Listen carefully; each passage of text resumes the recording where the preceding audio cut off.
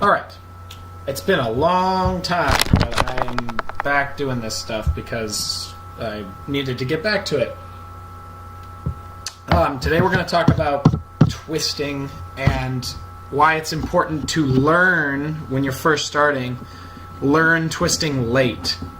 And by twisting late, I just mean that the timing of when you really start to wrap into the twist and understanding how to set flip before you set twist, because that needs to happen first. And that can be difficult to see when you're observing somebody do twists. It can be difficult to see that set. So it can be difficult to learn when you're trying to learn on your own from watching videos. It can be difficult to figure out how to apply that. I want to start with this guy. This is DanJim96 on Instagram. He's like the front twisting god. I'll just let you watch a bit of this for a second, just so you can observe the ridiculousness that happens in this video. And then we'll talk a little bit about his twisting and how you'll see what I'm talking about. That's triple full stick. This is Adolf stick. And then he does front quad full stick, and then front quad and a half stick. So Freidolf, as people call it. I don't know why.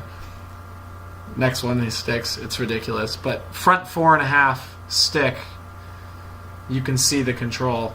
Okay, so let's look at this guy, because I want you to see what I'm talking about with the twisting after setting flip. Okay, so that was front half. So let's look at front full. Okay, so front full, actually let's start with front half. I want to start with front half.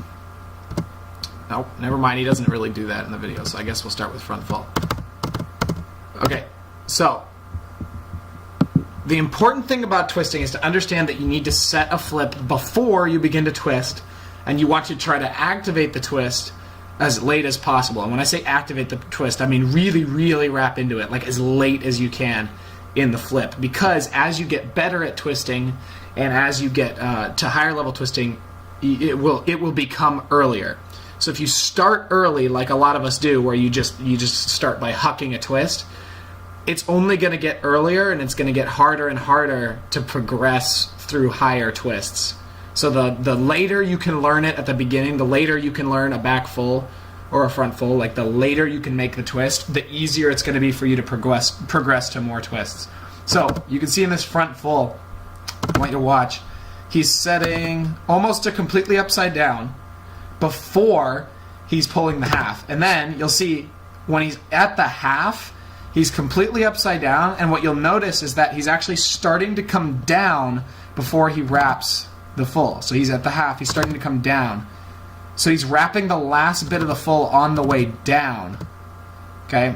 And then let's watch as he adds 1.5. You'll see a similar thing. So he's setting, he's got the half, and you'll see he doesn't really activate the twist until right here he's upside down. That's when he really activates the twist, so that last little bit happens on the way down. Right, so that's hard to see, but if we watch it again in fast motion, you can see the moment when he activates the twist. So like he goes set, wrap. It'll be more apparent in this next in the 2.5. So let's watch this one. So watch the difference between the set and when the twist actually activates. You'll see there's like there's a small amount of twisting that happens at the beginning during the flip set, and then he locks into the twist. So slow, fast. So what he's doing is he's making sure that he's accomplished the set of the flip by doing just a small amount of twist at the beginning, making sure he's feeling the flip coming over. And then as he feels it coming over the top, he's locking in the twist, which means he's given himself enough flip that he can now focus on the twist. And this does two things. One, it makes sure that you're actually going to flip enough to land on your feet. How many times have you seen people do 2 twists really nicely, but then they land on their hands and knees and they just can't seem to pull their feet down? It's probably not because they're doing anything wrong during the twist. It's because they didn't set enough flip before the twist. The second thing it does is when you're upside down, you're no longer fighting gravity to twist. So as you're coming up, if you start twisting before your feet have come over you, you're fighting gravity to try to get the feet to come over while you're twisting. So it's going to be harder to get that twist going quick. You're going to twist a lot faster at the top and on the way down than you will on the way up. So here, wrap. You can see, if you look closely, I want you to keep watching and see if you can see that moment where he wraps in the twist. So even on this one, so it's set, wrap. There's that brief set, and that can be hard to see if you're not paying attention or looking for the fact that there's a separate set before there is a twist. So now I want to show you back twist. Similar idea, okay? Because that was front twisting, and I know you're thinking, oh, but what about back twisting? Back twisting is basically front twisting.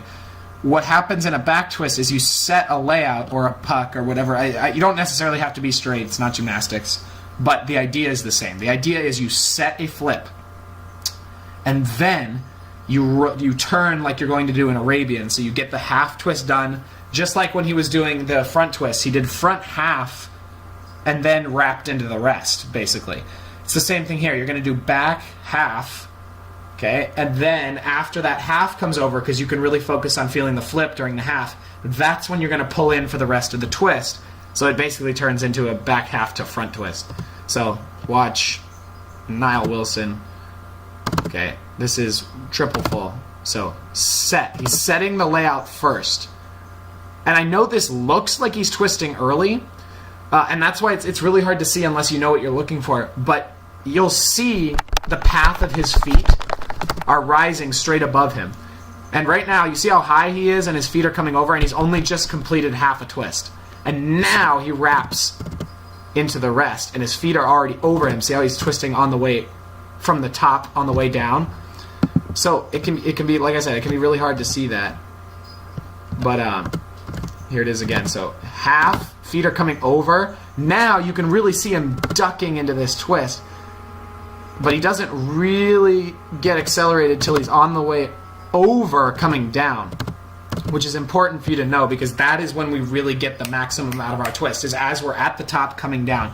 Now triple full, since you have so much twist to accomplish, does start earlier than, say, a full or a double full. A full can happen at the top or even past the top, hence a full down working, okay? Because you don't need that much time to do it, so you can do it as late as you possibly can. That's why it's important to learn it later, because then when you do a double full, you have more twist to accomplish, so you need to start slightly earlier, not a lot earlier, but slightly earlier, in order to fit that in. You still need to finish your set and make sure there is flip happening before you twist. But it is earlier. That's why it's very important to try to learn your twist as late as possible. Now, that's gymnastics, and some of you are probably going to say, like, oh, but that's gymnastics. We don't have to twist like that. We can cheat. But what I want you to understand is we're going to look at Guthrie, and I want you to see that Guthrie's an amazing twister.